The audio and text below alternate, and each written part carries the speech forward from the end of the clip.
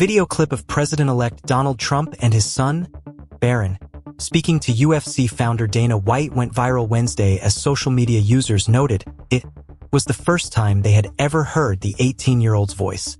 The 17-second clip from the documentary series Art of the Surge, which chronicles Trump's most recent presidential campaign, shows the president-elect introducing his youngest son to White on election night. "Hello, how are you? It's very nice to see you," Barron says to a woman off camera, shaking her hand before he turns his attention to the UFC boss.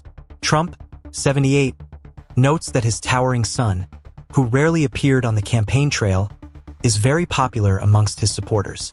"I gave him a shout-out last night. The place went crazy." Barron, Trump tells White, possibly referring to a campaign rally. Barron then reaches over to shake White's hand. "Hello, how are you? It's very nice to finally meet you," the once and future first son says. The president-elect appears surprised that the two had never met before.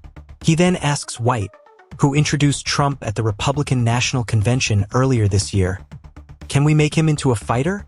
The quip drew laughs from onlookers and a headshake from Barron, who seemed like he wanted no part of cage fighting. The Art of the Surge snippet drew a stream of comments from people claiming they have never heard Barron speak before.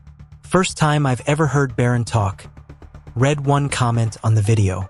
"Barron has his dad's speech cadence," an ex-user said of the New York University student's voice.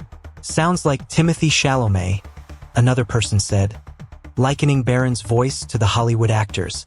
"Barron is such a gentleman," one person said of the teenager's interactions with Trump's guests on election night. Trump has said that Barron was extremely influential in getting him to do interviews on alternative media during his campaign, such as Joe Rogan's popular podcast.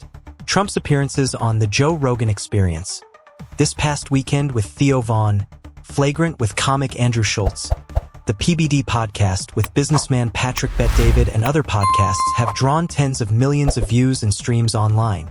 Vice President Kamala Harris largely avoided doing interviews during her campaign until embarking on a media blitz with mostly friendly outlets in the final weeks before Election Day.